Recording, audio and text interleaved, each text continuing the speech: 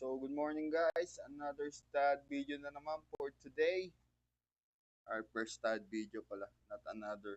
So, we have a three-story plan dito na given to us by our professor, si Sir Kurt Russell Ortiz ng Arroyo University. So, makikita nyo naman yung plano, three-story.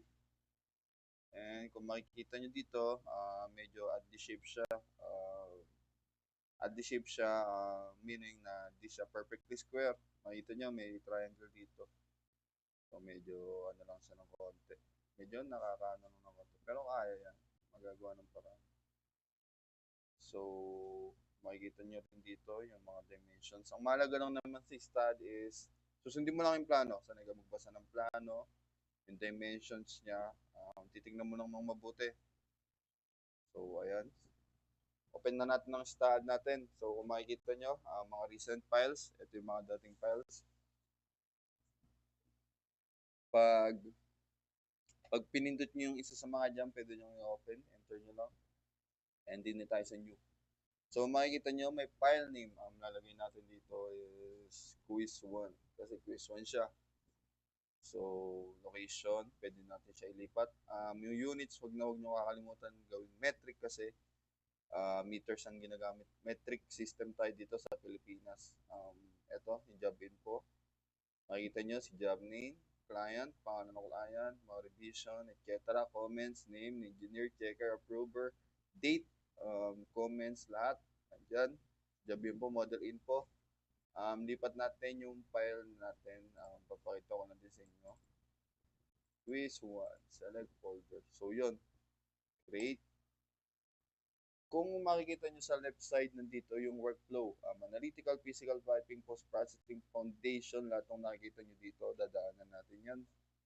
So, para mabuo structure natin. So, sa analytical muna tayo, geometry.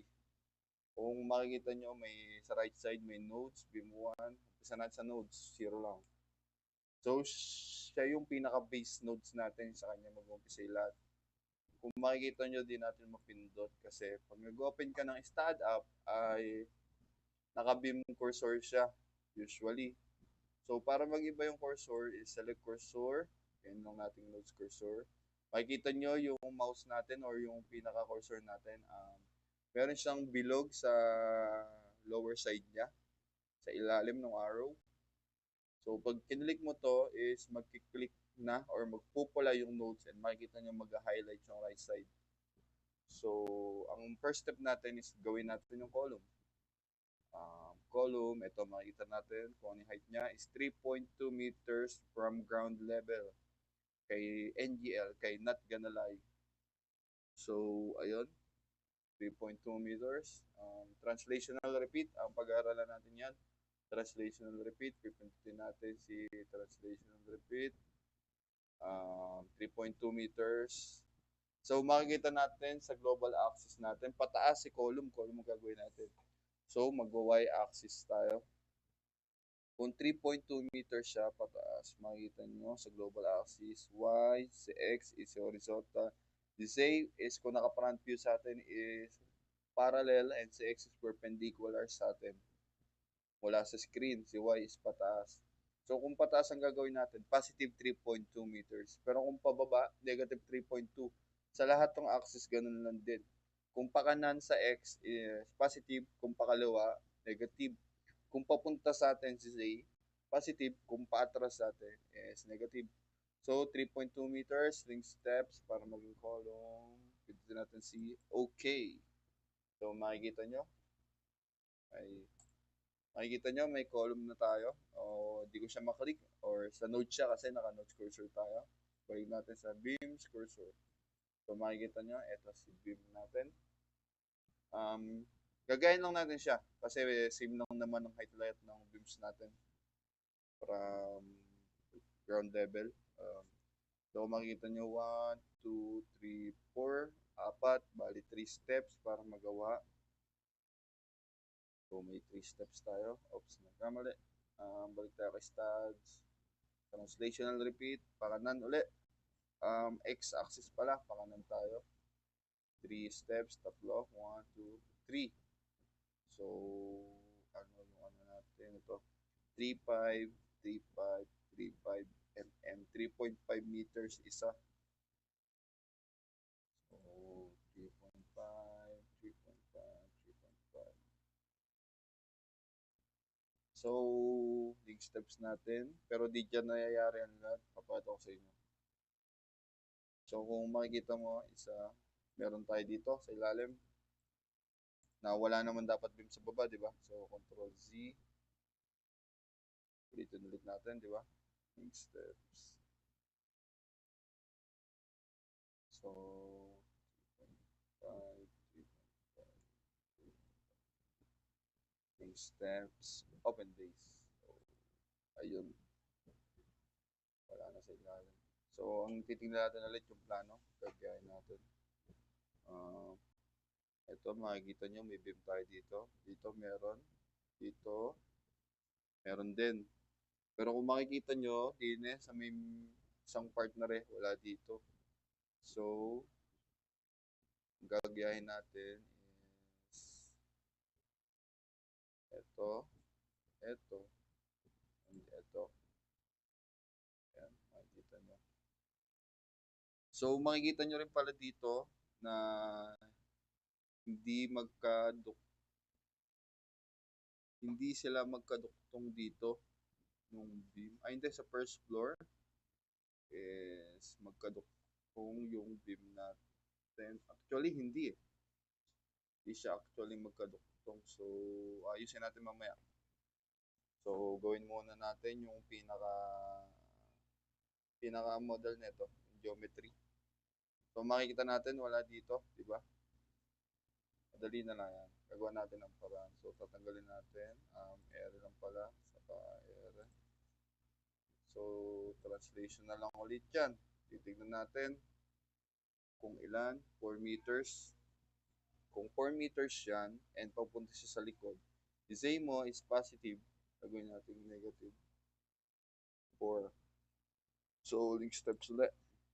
Open base. Okay. So, yan. Kita natin. So, airing part na rin is duduktongan lang natin from x-axis na 3.5 meters to the right. Yung steps, open base natin. Okay. So, ito yun yung di magkaduktong kanina. Tapos dito naka-open space tayo, di ba? So, next step natin is etong part na rin. So, yun lang ulit. Airing ere, saka ere, so ito. So, translational repeat, negative 4 meters ulit. Tapos link steps, open base. So, yan. Nagkamali tayo. So, erong dalawa. Hindi natin nagagawang z-axis. Mali ko, sorry guys. Negative 4 meters, link steps, open base. Okay. O, diba? Tapos ngayon, lalagyan lang ulit natin, ere. Yung biga na rin, nasa gitna. 3.5 meters. Ering isa na rin. Link steps. Link steps natin. 3.5. 3.5 meters. Link steps, open base. Okay. So, yan. Nabubuo na yung structure natin. So, ang discard na lang dyan is mag-add tayo ng beam. Add beam lang tayo.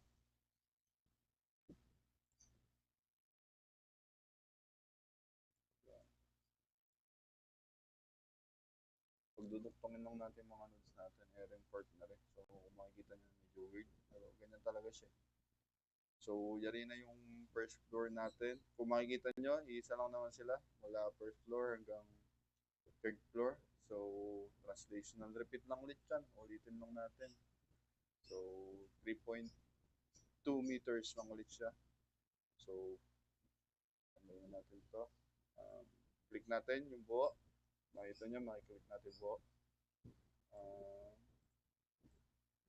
Yan na natin ulit buo.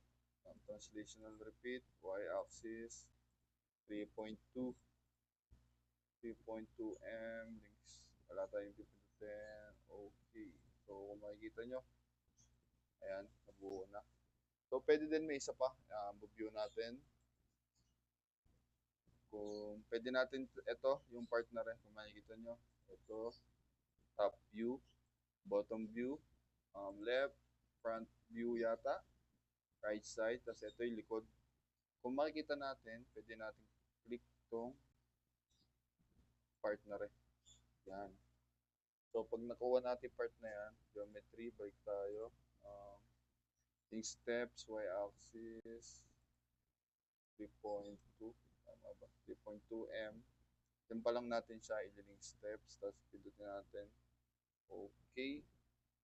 Kung titingnan natin si 3D, isometric view, is, yan na, yung first floor natin hanggang third floor is tapos na. So, ayun lang yung lesson natin for today. See you in another